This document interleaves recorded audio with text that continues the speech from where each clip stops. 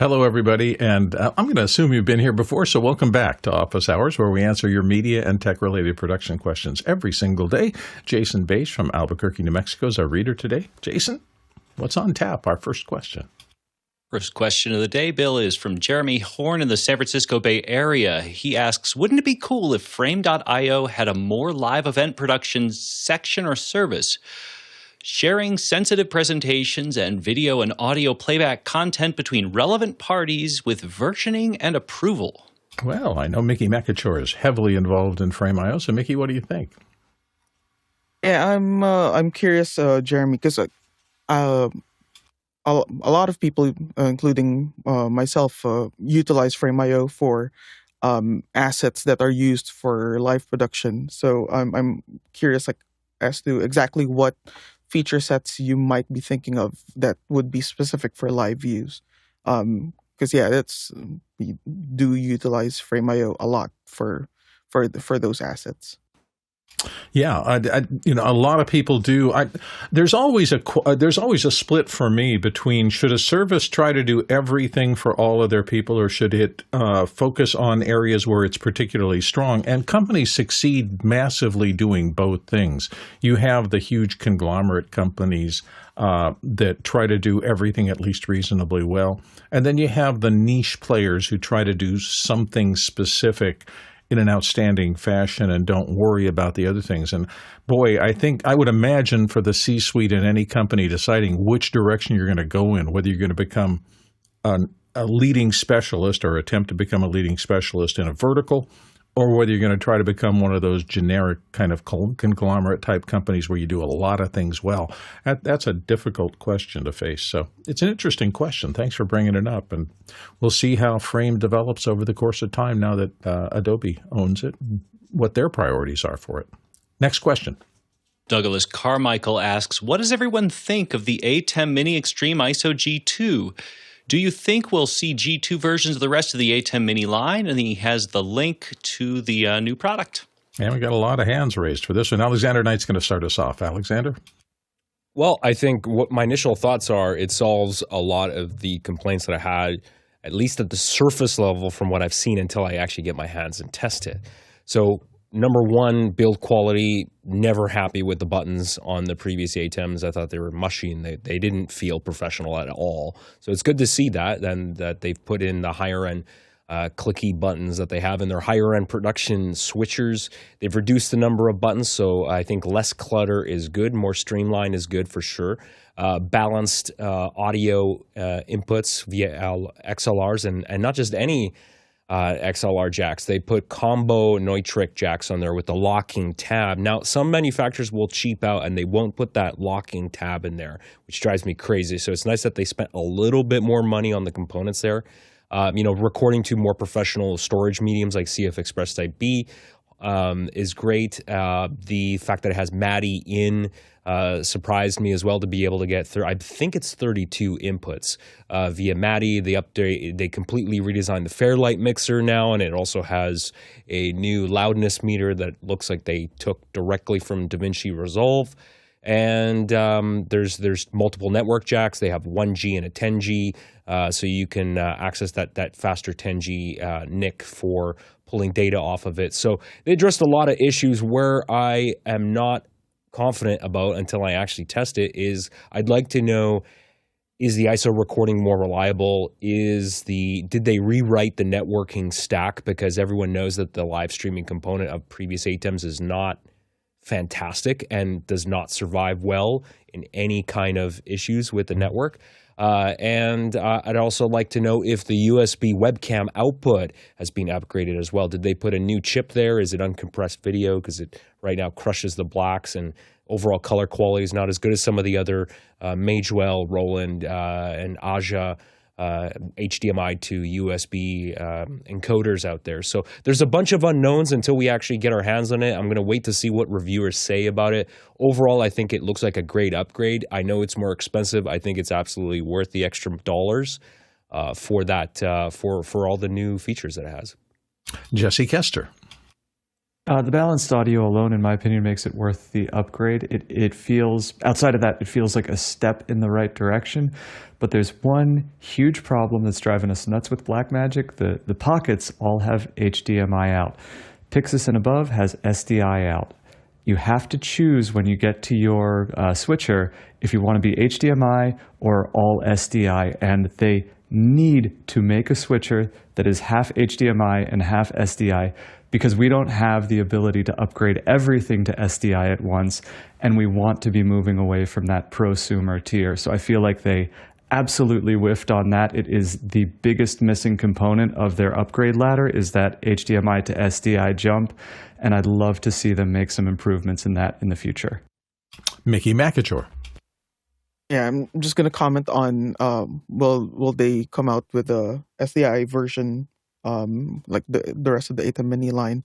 I think it just makes sense that they would, especially like putting out an SDI version of this. Having as Alexander mentioned earlier, it having MADI inputs also surprised me, and I would hope that when they put out the SDI version, it would not only have MADI in but also MADI out, so that you can use it to de-embed from SDI sources. Jason Baish. Actually, they did have a switcher that was half SDI and half HDMI. It was just a little while ago. It was, I want to say 2016 or so. The TV Studio 4K, the non-pro version actually was half and half. I had the one up from that was the full panel, and I really, really liked it because it had frame converters on every single channel. My thought is that, having worked with their lower level, with the TV Studio ATEM, I'll believe that the audio jacks, the audio inputs will behave when I see it. Mickey McAchore wanted to come back in. Yeah, I'd say like analog audio circuitry and Blackmagic design hardware never once have used one that sounded any good. So like having MADI, that's a lifesaver there. I would still avoid using, even though it's balanced inputs, I would still avoid using analog audio through Blackmagic design hardware. I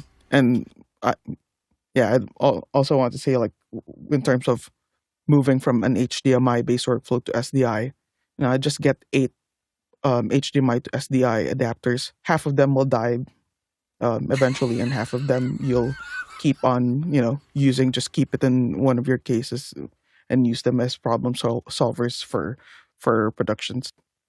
Was your first hint the 3.5 millimeter audio inputs on the small mixers? Was that the first hint that maybe it wasn't going to be a big audio player? Anyway, next question.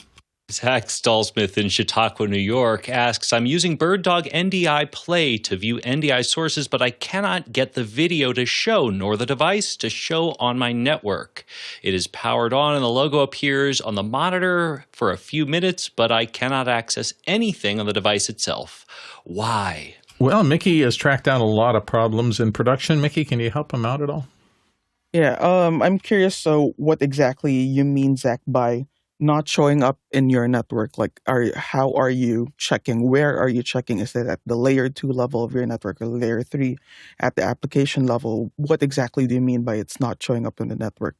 No, I would take a look at your switch. Take a look at the ARP table of your switch. If you see the MAC address of the device there at all, do you see the if you do, are you able to check either at your gateway or your DHCP server what IP address it gets, if it is indeed getting any IP address?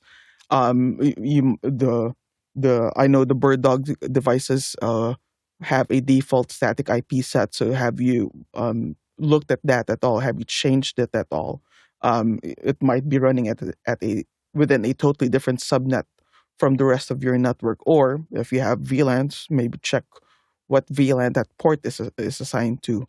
I think troubleshooting steps follow your 7 layers model of networking, and see at what layer you're having the disconnect. Is it a physical layer? Is it layer 2, layer 3? Good advice. Hopefully that'll help you out, Zach. Let's go on to our next question. Harold Williams in Portsmouth asks, on the roof at NAB, the men wore headsets. Which model were they, and why were those headsets chosen? And if you are trying to decrypt that on Extra Hours on Monday night, some of our longtime players here, it was Grant, CJ, Blue, and Jeff Keithley, Jeff Keithley, were sitting outside in Las Vegas with the sphere over CJ's shoulder and did an hour or so of recoup as to what they had seen at the show. Jason Bass is going to start us off. Well, I was not on that roof, but I'm going to guess that that what they were using were these. These are shocks. This is the comms version. It's the second version that actually has USB-C, which is very handy. And what's nice about them is they're completely inductive. So I'm already wearing earbuds, but I can put this on and I can still hear, either the headphones that I have or the world around me. And the way to isolate that, the way to upgrade these is with custom earplugs. You put these in, and now your ear canals are blocked, with the exception of what's being induced through your ear canal, like through your bone. I'm guessing that's what they were using. Yeah, I think in this case, they look more like Sportcaster headsets. Mickey may know the actual model. Mickey? Yeah, for the headsets that they were actually using for the broadcast, they were using Audio-Technica BPHS1s. They were supplied by Grant. I don't know exactly why they were chosen, but that's what the Grant brought. Whatever he brought from Australia, if he had to carry them in air cargo, that's what he got. It actually sounded really well, I thought. There's a little bit of wind noise, but they're on the roof in Las Vegas, sitting on, 100 feet up off the ground, so I imagine the conditions were pretty windy, and they didn't have a lot of baffling. That's one of the things I thought. As I watched a little bit of the conversation, had so much fun doing it, I kept thinking to myself, how would I baffle that? What would I do to bring in something to knock down the wind? Because in that kind of, when you have a close microphone, there's very little you can do to shield it from the wind rather than what's built in already. Mickey, have a thought about that? Yeah, with regards to wind, what a lot of broadcasters do is Rycote has what they call the I think the mini windjammer or micro windjammer. It's a tiny piece of what you would see, a tiny bit of fur that's shaped to fit over something like a. It's primarily designed for lavalier microphones, but a lot of people use them for the microphones on broadcast headsets. Another solution that I've come across both with HBS and also OBS is not only having a single layer of foam on it, but adding a second layer of foam that's a little larger on top of it, so like double foaming the thing. I like the micro windjammer more as a solution for this, but if it works, it works. Absolutely. Well, since we get this coverage for free and everybody's donating their time and effort, it's not a criticism, but we always try to say, when you hear a program and you're really enjoying it, but you hear these anomalies, that's our job, is to figure out why is that happening and get advice from people like Mickey on how can you prevent it from happening should you ever face it. Let's go on to our next question. Peter Moore in Auckland, New Zealand asks, the GPU audio team has just released their SDK. Thoughts? And he includes the web address gpu.audio/SDK. Alexander Knight's going to help us out here. Alexander? Yeah, briefly looked. I've come across this before. It looks like an open source project, obviously designed to offload processing to your GPU. So there's another product that I came across a while ago, a few years back, that's kind of like this, where you can basically install your own server and it's something equivalent to like the Wave SoundGrid server, where you can offload all the processing, have low latency processing, where you have a computer that all its job is designed to do is to process audio. So whether or not it's going to be successful or take off, anytime I see open source projects, I think for effort, but most people don't adopt this stuff, and anybody in the professional world is probably going to use a tested and proven solution from a company that is there to provide technical support should something go wrong. So people normally use the Waves products, and usually they have two Wave servers in a live scenario, one for redundancy, for failover. So I don't know who. I think this would be fun to mess around with. I don't think I would ever use it in any kind of professional environment. Let's take I know what I had to do. I had to remind you that this entire show is driven by questions. Our Q&A system, Mukana, is something you can participate in during the show should you wish to. All you have to do is go to officehours.global/join, and we'll send you an email within a day or two. Once you've done that, you can sign up, and then you can ask, discuss, and also, and this is critical, vote on questions. A day like today where we have a pretty wide audience and they're very much oriented toward audio, because Wednesday has always traditionally been our audio day. The voting becomes very important because the questions that have the most votes we get to quicker, and we tend to spend more time with them. So your voting really does program the show. And in that sense, if you'd like to participate, go to officehours.global/join. And then follow the breadcrumbs from there. All right, let's get to our next question. Douglas Carmichael asks, for a small cafe type of venue, what commercial display brand and management platform would you use for digital signage? Ooh, big industry digital signage. Mickey McAchore, what are your suggestions? Yeah, for commercial displays for digital signage, the most popular ones that I see are the ones from Panasonic and Samsung. They're certainly, you won't see their logos anywhere since it's meant for professional installation as the signages. But you will notice that, especially like if you're interacting with the integrator, that they are usually Panasonic or Samsung.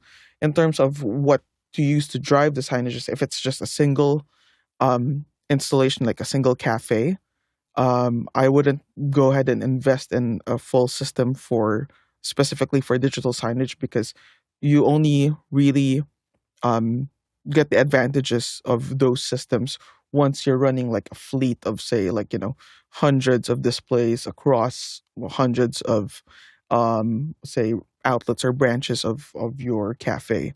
But if you are operating at that scale, what a lot of companies use is company called BrightSign, which does give you the ability to manage a whole fleet of them, upload new content to them, automatically distribute it to all the devices, and also allow you to manage, like, say, for example, if you're running a cafe and you have a different menu for lunch, you can set things like automatically change what is being displayed on those screens at a specific time. And again, that it comes at a cost that usually would only be afforded by people or entities at the larger enterprise level. So you'd only really want to invest in it when you're operating at a larger scale. For a smaller scale, like a single cafe, I'd look at simple systems like, say, even like QLab, that can cycle through images or videos.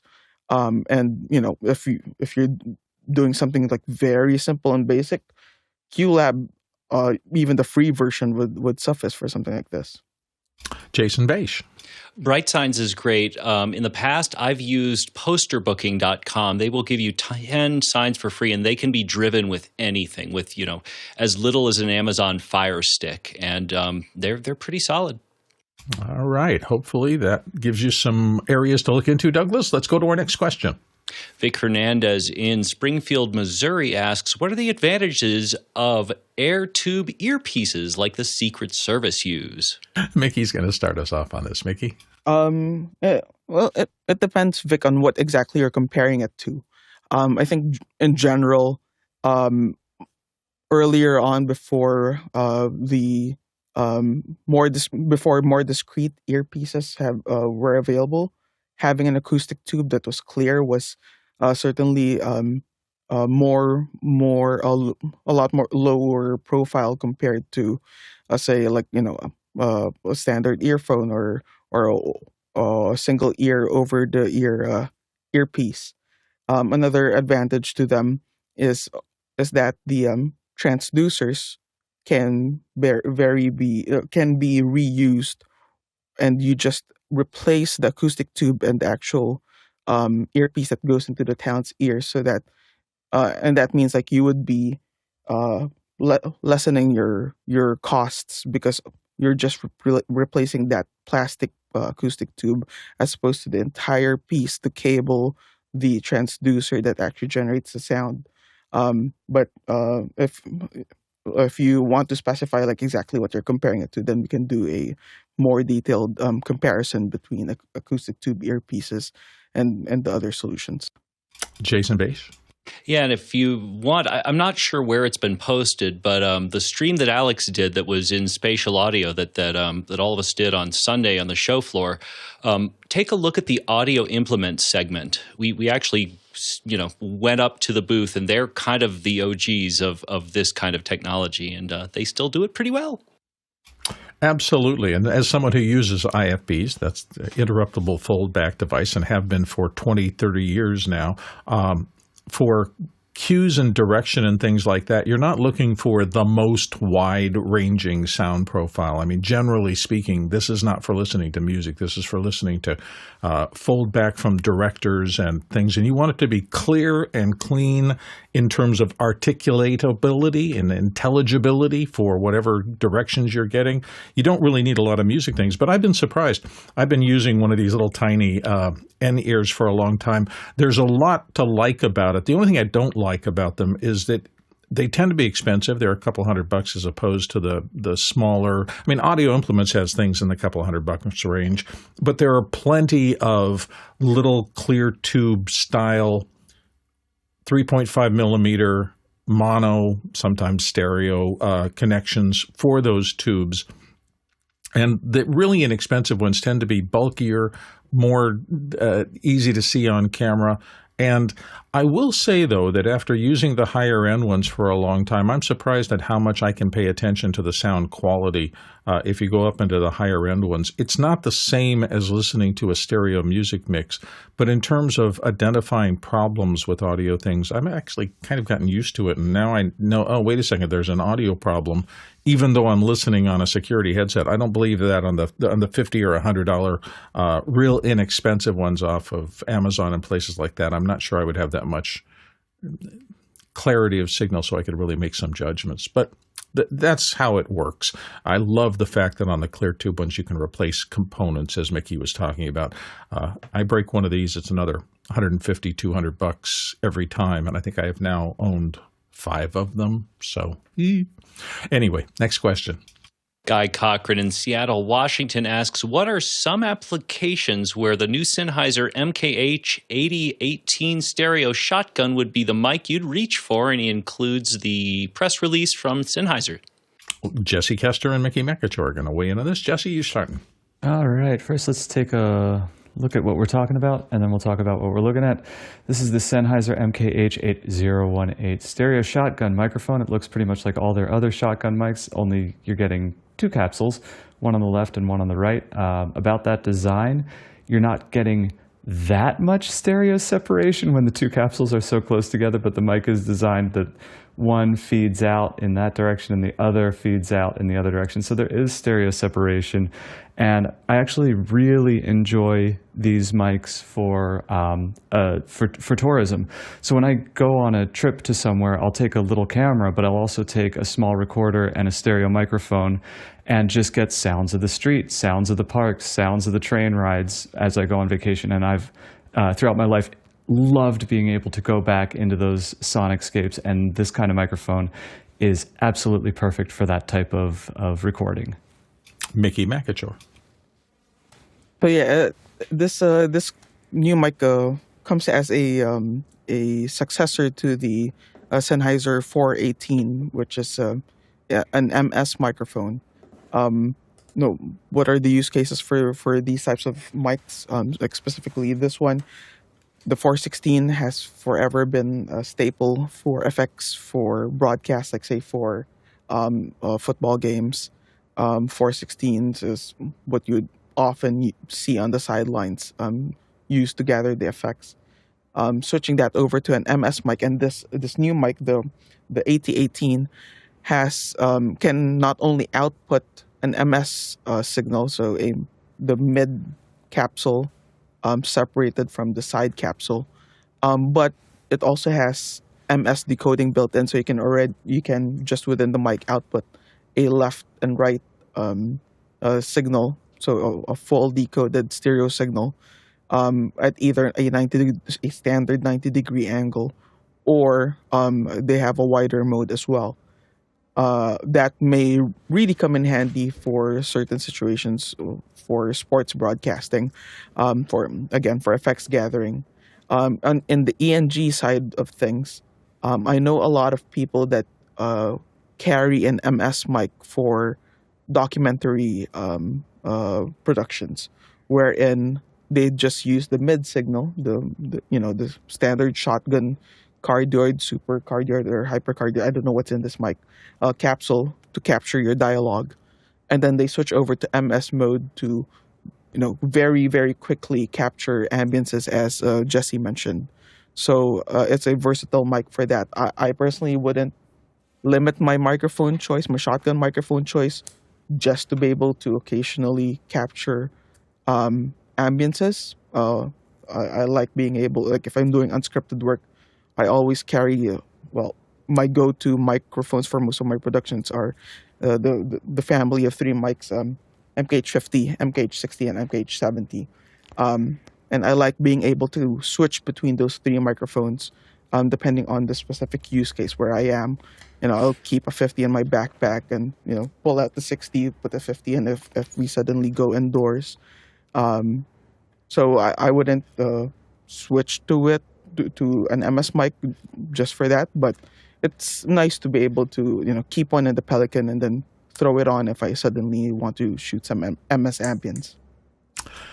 A lot of wisdom there. So hopefully, Guy, that helped. Let's, no, we're not going to move on to the next one right now because I want to mention a few things. One of which is that you may be aware that we have some additional shows that we're mounting. I mentioned earlier in this show that on Monday, we did the Extra Hours piece from NAB, but Extra Hours is something that has been done every week for quite a while now. Grant Whitehead in Adelaide, Australia, comes in and hosts that one, and it's time shifted. So rather than needing to view at a time that might not be appropriate for your part of the world, he goes on at, I believe it's 5 p.m. or 6 p.m.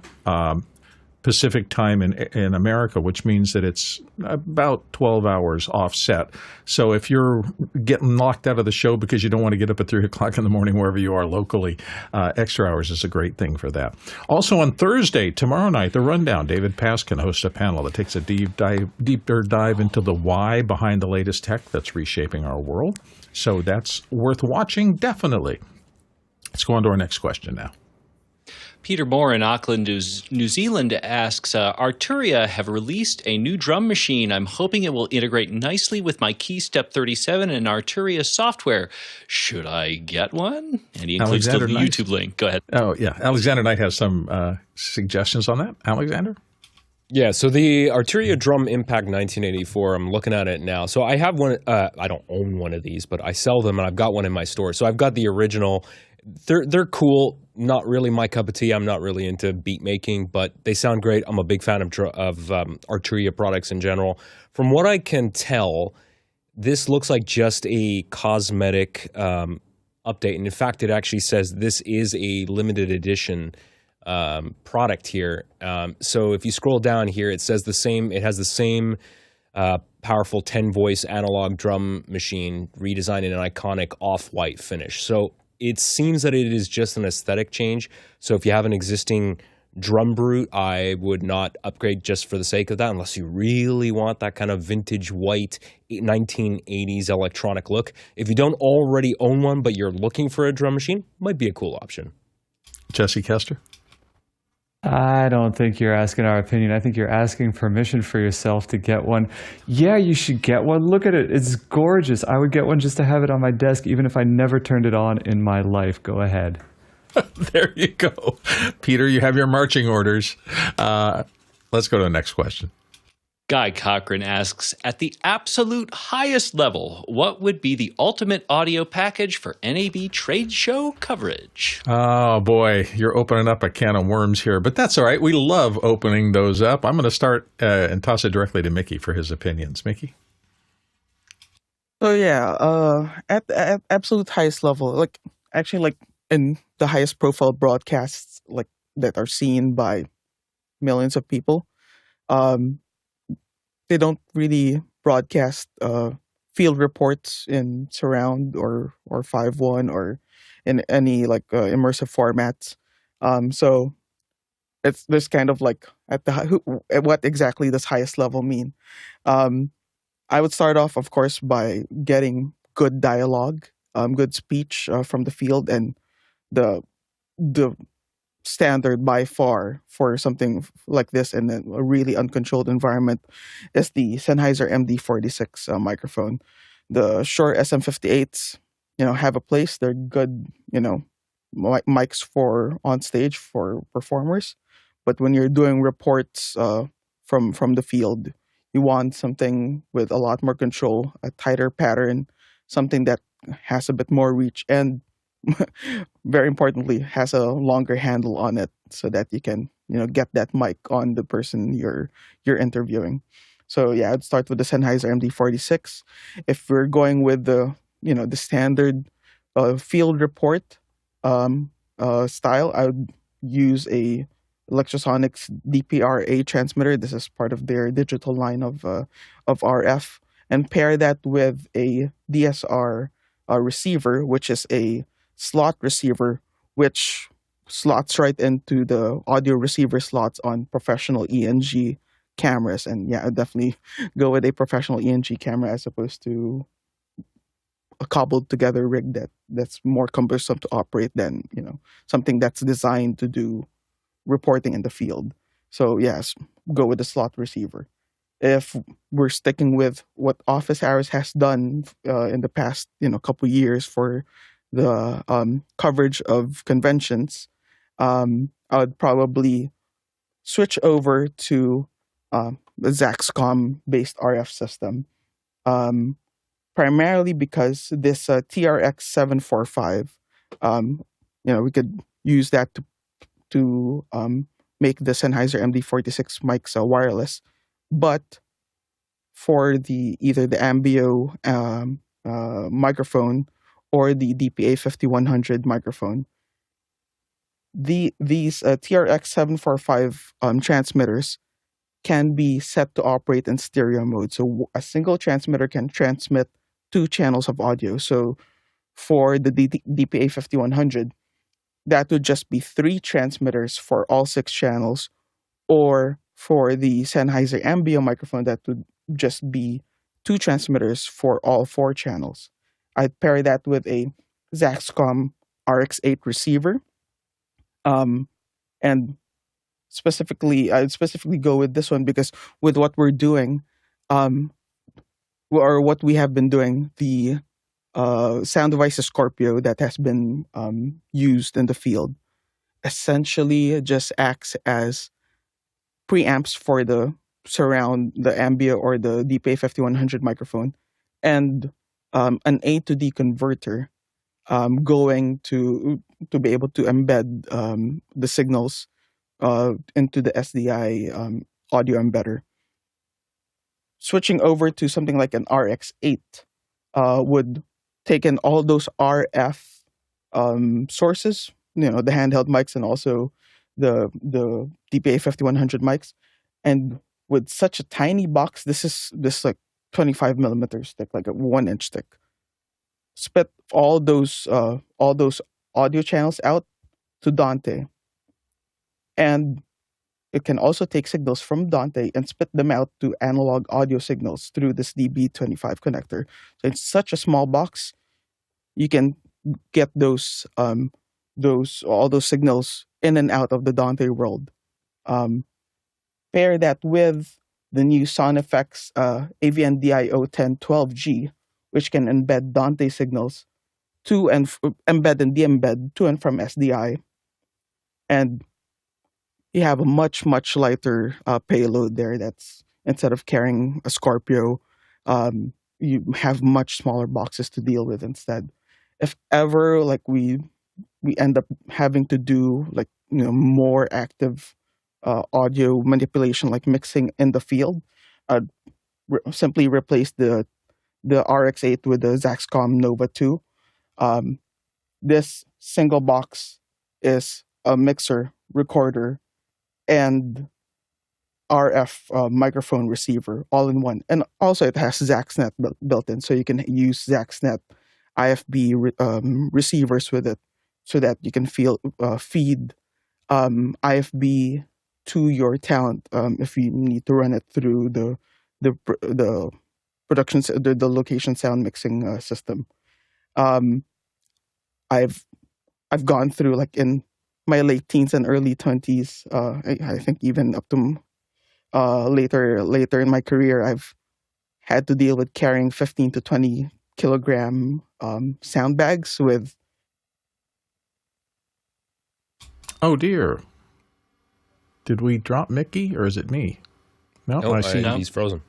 Yep, it happens sometimes. Mickey's in the Philippines on the He other side wasn't of the using world. Zaxcom. Well, there are so many pieces between here and there. I was having so much fun. I was about to ask him a ballpark for all that. But He's back. Oh, Mickey, are you back? Oh, sorry. I Get it. don't know. It disappeared. You froze for a moment. Where did I stop? Well, you were deep into the Zaxcom thing, and rather than go much farther, if you were going to use the big box that you showed us at the end of that and design a system, what would you expect as just kind of a ballpark budget? Are we talking about 40, 50, 60,000? How much do you think you would have to set up to get your ideal setup? Oh, ideal. Okay, ideal. Like a simple bag rig that we take out in productions would be in the range of 40,000 US, depending on exactly how many channels of what. But yeah, ideal, somewhere between 40 to 80,000 US. Not at all surprising. All right, Jesse Kester wanted to get into this. Jesse. The ultimate audio package at NAB wouldn't begin with a microphone. It would begin by booking out a conference room within a 5-minute walk from the main showroom floor, and book it out a week early and build a float room there. And that's how you'd want to start your audio package. So a couple $100,000 to get the convention center to build you something there. Jason Beisch. Yeah, speaking of carrying a Scorpio, see the first step to a high-end audio package is having friends like these who load you up with every bit of the heavy stuff, while they just effortlessly walk around. I won't call you Jason the Mule. It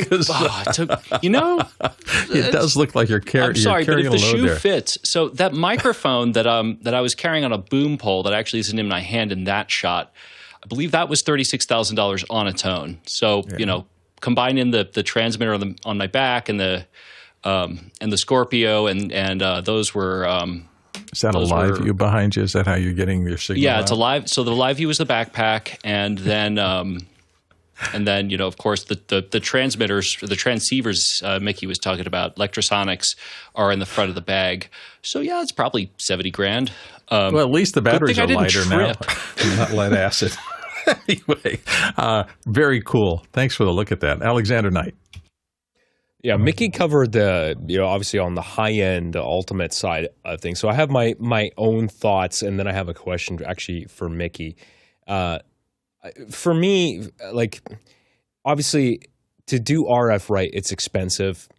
For something like this at NAB, because it's such a hellhole to coordinate RF properly there, for me, I wouldn't have even used wireless. I don't understand why we don't just have someone with a mic boom there. Honestly, I would have just done a wired microphone setup for interviews and stuff like that. So I wouldn't even use wireless personally, and whatever. You see wires, who cares? The other question is for the Zaxcom stuff, Mickey, how do you RF coordinate that stuff? Is there some kind of software-based interface where you can kind of like Shure Wireless Workbench, where you can really see in a graph where the problem frequencies are? So yeah, for the Zaxcom stuff, the one great thing about the Zaxcom, and I don't say a lot of praises about Zaxcom. There's a reason why I don't use their products. But with the ZaxCom stuff, say if you're running a ZaxCom mixer or recorder that has ZaxNet, which is their proprietary control protocol, um, any ZaxNet mixer or recorder can control any ZaxNet capable transmitter. And you can do frequency coordination, like say on the Nova itself. You can coordinate frequencies right on the box itself. The same deal when it comes to like say even their ZaxNet capable IFB transmitters. Those can also control their ZaxNet microphone transmitters, which again, like staying within that ecosystem allows you a lot of control if everything is ZaxNet capable. Their newer systems also have coordination capabilities in software, and also they also have solutions that you can plug like an HDMI display into and coordinate from there. Again, it's all based in the hardware with those solutions, and you just add a larger display to it to be able to more easily do your coordination work. It's been a fun question. Thanks for asking it, Guy. I know we had a lot of ground to cover there. Hey, I have one more thing to cover. If you have questions you want to put into the show queue, you can also do it the easy way, which is type in askofficehours.global into any web browser. That's askofficehours.global.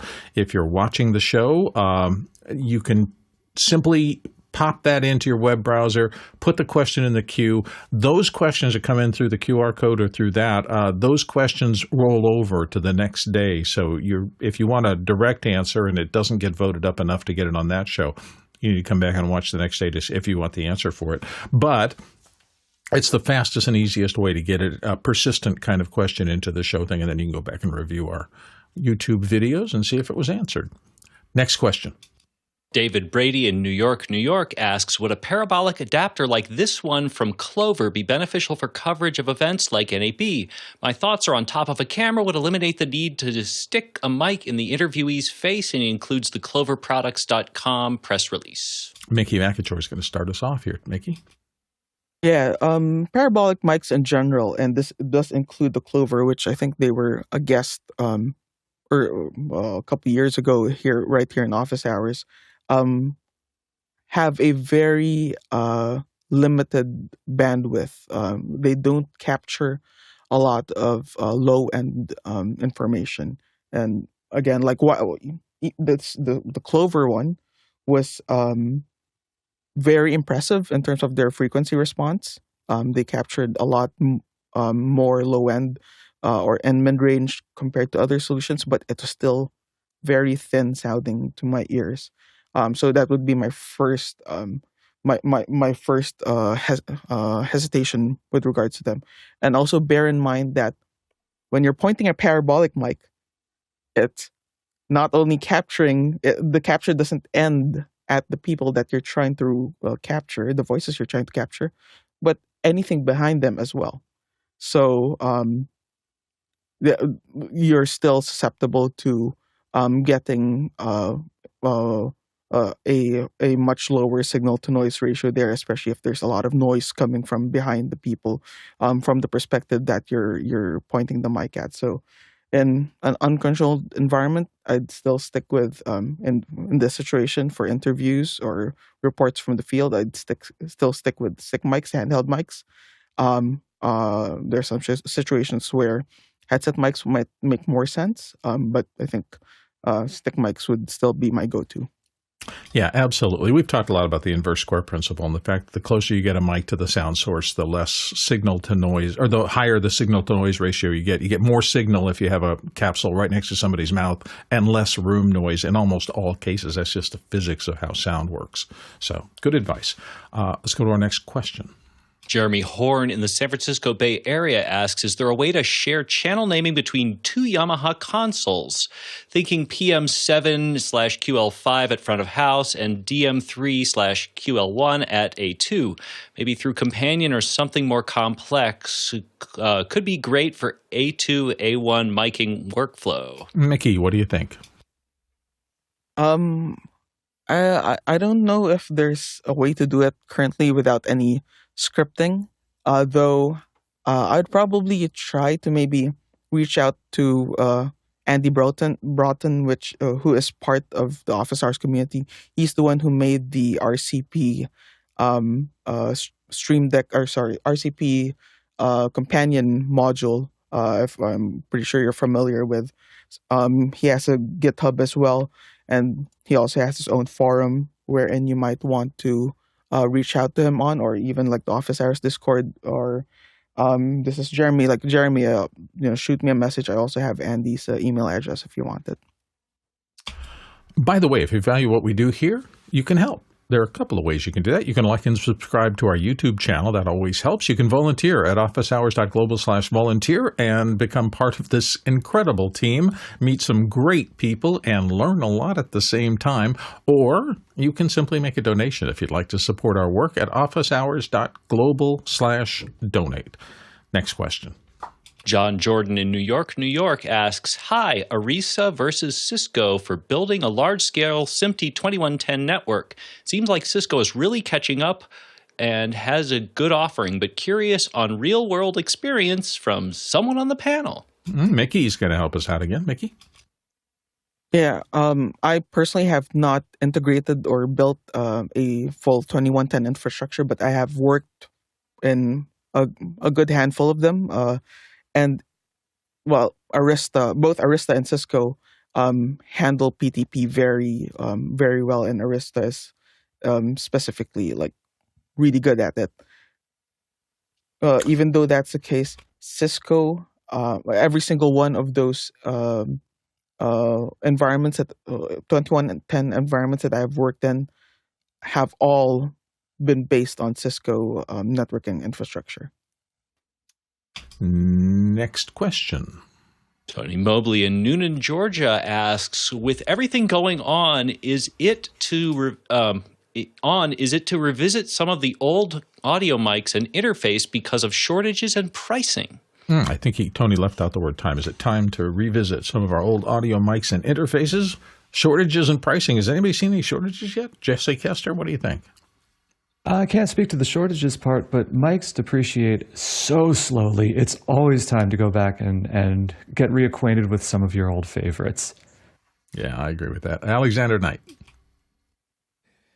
Well, I buy stuff when I need things, so I'm so desensitized to price increases as somebody that works in the world of retail, because over the last 5 years, I've seen massive price increases across the board for pro audio gear. So, Tony, if you need some good quality audio interfaces, I have a stack of Universal Audio Volt interfaces that I'm not using anymore because I got Dante. So let me know. I'll send you one.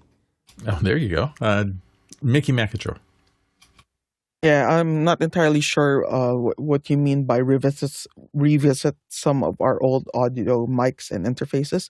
But I have to 100% agree with Alexander Knight. Like, if you need an interface, buy it. If you don't need an interface, don't spend the money. Like, don't spend money just because there's something new, or prices are going up. Like, no, that's irresponsible. Just buy when you need it.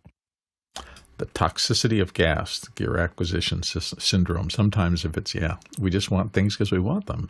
I know that feeling. Jesse Kester. Quick question for Alexander. Working in retail, as you see those prices go up, are you seeing demand go down accordingly, or has that been largely unaffected? And this is anecdotal, is fine for this question. Yeah, definitely. Most of what I say is going to be anecdotal, but I also see the numbers too across the whole chain in Canada, because we're the biggest music retailer.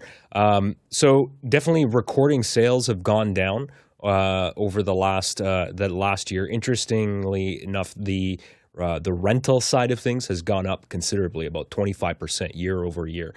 So people are renting more gear than they are buying it. Sales are still pretty steady and healthy, but they definitely have slowed down. I don't see as many people coming in buying interfaces and studio monitors as well. Good information. Thank you. Next question.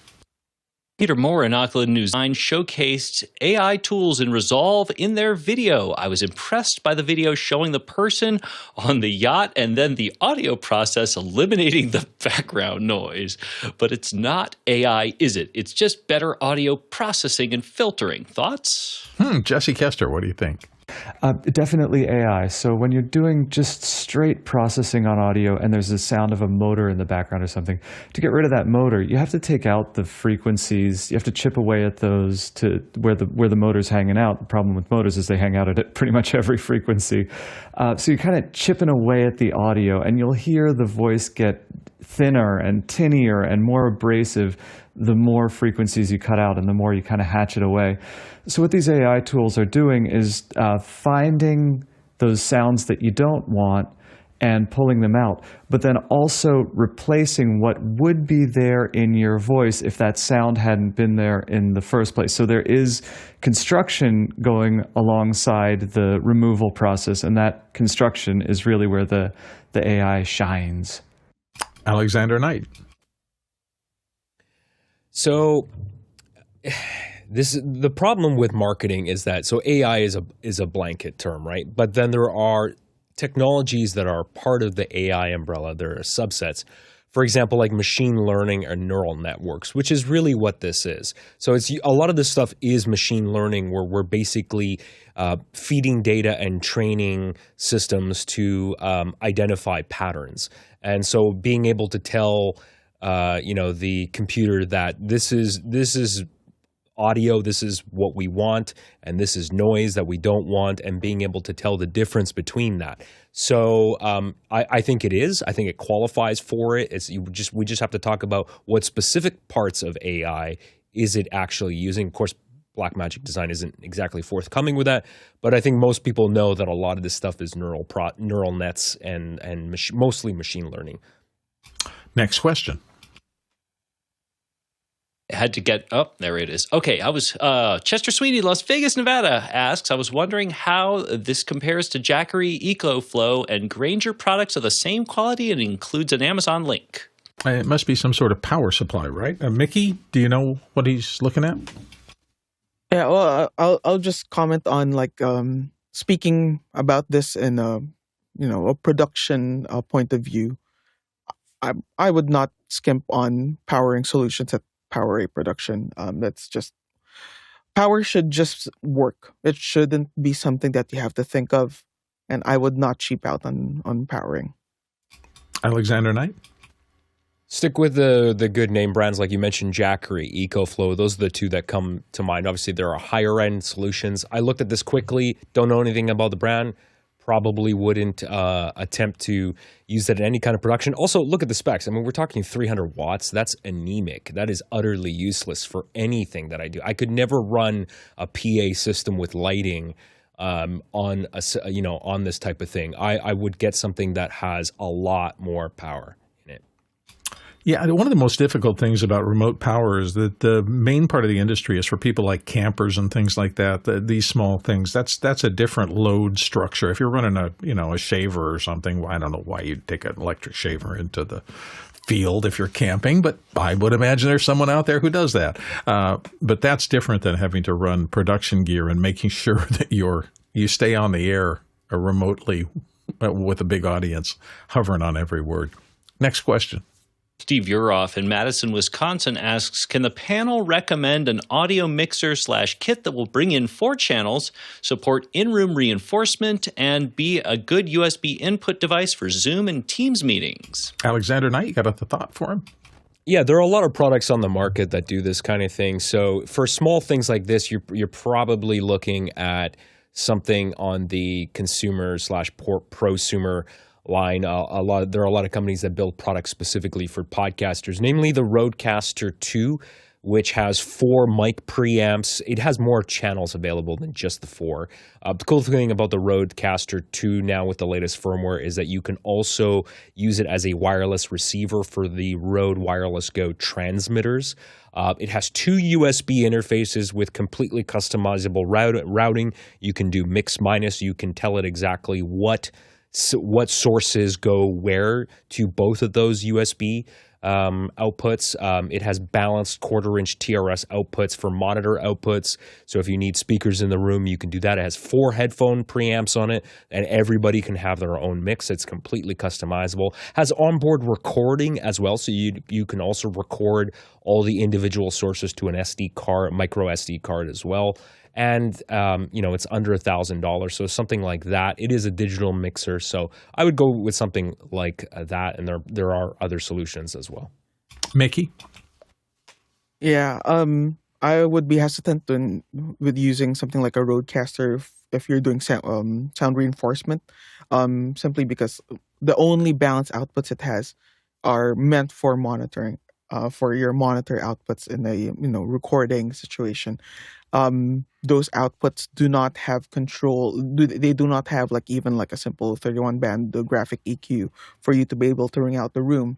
There's no way for you, if you're already using those outputs, there's no way for you to have additional have outputs, say, for monitors or wedges or whatever you're doing. Or if you need additional delay speakers, there's no way to get those out of something like a Rodecaster. I'd probably start in the realm of the Yamaha DM3. In terms of channel count, it's a lot higher channel count compared to what you're asking for, which is just 4 channels. But it does give you the basic necessities to be able to mix not only for a PA system, but possibly do a separate mix as well. Going out if you're broadcasting out over Zoom or Teams, you can do a mix minus with something like a DM3D. Alexander, you wanted to do a quick follow-up? Yeah, I completely agree with Mickey. So I totally missed the whole sound reinforcement, which is a really fancy way. Okay, you're a professional sound engineer. You need to do it properly. You need the right tools. So yeah, don't buy a Rodecaster in that case. The DM3, I actually own a DM3, the Dante version, and that's a good option. You didn't mention, Steve, what budget we're talking about. I still consider a DM3 affordable. So that would be a much better solution because you get the 16 analog inputs and the 6 balanced outputs. So you have a lot more flexibility with routing, plus all the processing capabilities on a digital mixer that you would expect to have for doing live sound, like Mickey said. Next question. Jesse Coaster in Glendale and also on the panel says, Alexander, how have your AI multicam edits been going in DaVinci Resolve 20 beta? And so Jesse and Alexander, dive into this. What's the problem and what are you looking for? Yeah, this came up live. This was a question on the show, and Jesse and I have been talking back and forth privately about this too, because obviously we've been testing the first beta. This is beta 1 of DaVinci Resolve 20, which has their new AI MultiCam, and I think we both have had different experiences with getting it working, but it has worked for me. So basically, because I ISO record on my ATEM, and I'll show you DaVinci Resolve here in just a quick second, I basically opened up. So the ISO records, it spits out a project file. So I opened the project file inside of DaVinci Resolve here. And what I did was I went to I created a new multicam timeline from the ISO record files. So you can see that's what we're looking at now. And then basically I went in and clicked this button here. So you got to make sure that from this drop-down menu here, we're set to multicam. And this button here for the AI multicam smart switch. And it does give you a few options when you turn it on about in terms of how many seconds it takes between switching. It does take a while to process it. I didn't time it, but I think it took at least half an hour, maybe longer, to process the whole thing. There's no audio here, but just so you can see, and I haven't really made any changes to the edits, you can see somebody's talking here. Now, the interesting thing is it not only looks at sound, but it looks at lips. So I actually did not have ISO. I didn't do the ISO audio tracks. So it was just looking at the stereo mix of both people. So I'm nodding there, and it went back. And even though I wasn't saying anything, it cut back to me for a split second because it could see my head nodding, acknowledging what the other person was saying. So far, I'm actually very impressed with the way it was able to cut this stuff. So far, so good. I know Jesse's had different results, and he hasn't been able to get it working. And I'm not entirely certain why his is not working, but it's working so far for me. Jesse, you want to weigh in? Yeah, I had different results until I did it the right way. I followed your instructions line for line. Tried again this morning and did a 90-minute edit in about 90 seconds of work, which was, a new record internally. It wasn't, the processing time is, I'd say, about a third to half of what your actual timeline. It seems to be somewhere around there. But you just click the go button and, go out for coffee and a biscuit. And when you come back, you've got an hour and a half multicam edit sitting and waiting for you. Any thoughts on what jobs this may or may not eliminate? I've got some, but I'd like to hear anyone else on the panel first. Alexander, do you have any thoughts? You're kind of deep into this. Okay, a couple things. One, because I don't do anything super serious other than mainly podcasts. So I'm not doing feature films. I'm not doing anything like that. For what I do, my first initial reaction was, oh my God, this is way better than it should be. And what's going to happen to my job? And B, do I tell my client that I've used this on the next project? Because that's the episode that I'm working on right now. So on the one hand, I like that it can free up my time for other stuff, because one of the biggest time sucks for me right now, and where my client wants me to spend most of my time, is actually cutting short form content. He really wants to have a lot of content on social media to grow the social media presence across TikTok and Instagram and YouTube Shorts. And so I think with the way this tool is currently if it can free my time up to spend more time manually cutting those shorts, that'll probably make him happy, because he certainly has high demands for the amount of content that goes up on social media. And I only have so many hours in the work week, because I still have a full-time job. This is just a side hustle. So I'm spending every waking moment when I'm not actually at my day job cutting video. So if this can free up my time, I think that's a good thing. The other question that I have, though, is, do I tell people that I've actually used this stuff? I don't know. So I'm interested, as somebody who has been doing multicam like that in Final Cut for probably 10 years now, since the release of it. One of the things I love about it is that after I make my initial multicam switch, it's super easy to go into the timeline and either change angles or roll edits or do things to kind of perfect it. What's the post process like with the Premiere side of things? Full flexibility. So it gives so you the the multicam edit, and you can switch any camera to any angle. And then when you're done, you can flatten it to the actual clips and get into color correcting clip by clip if you want to, or you can do all your color correcting in multicam. You go back to the multicam timeline and actually do your color correction to the core footage, like that raw one long strip footage instead of each individual cut. Excellent. That for me, 10 years ago, the first time I did that in Final Cut, it was transformative. I had done a jazz band, and I had, I think, 14 cameras, and to be able to go through and I played it back and I did just click on the screens to switch when I wanted to, but I realized that there were too many cameras, too many angles.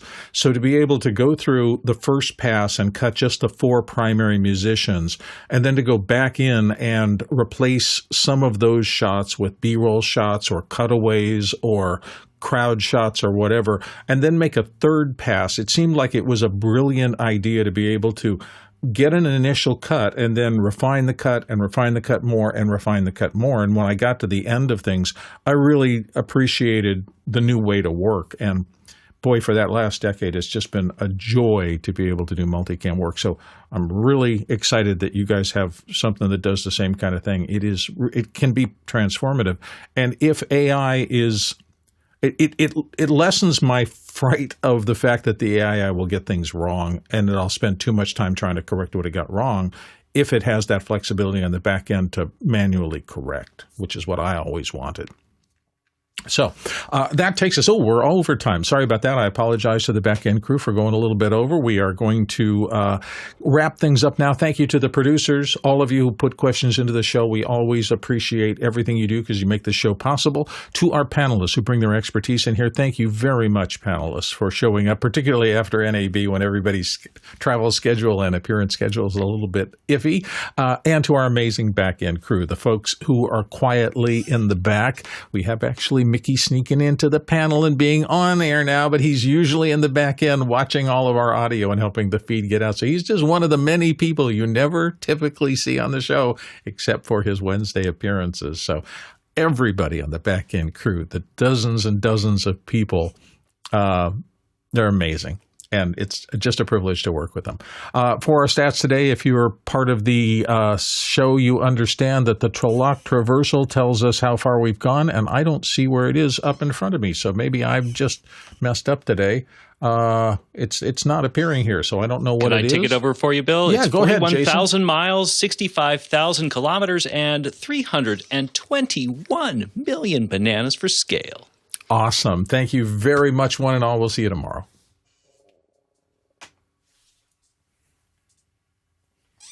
I found the coolest blowtorch ever. Check this out. Oh, it is my called God. the I was wondering what you were Burnzomatic. cooking up there. And what do you need that for?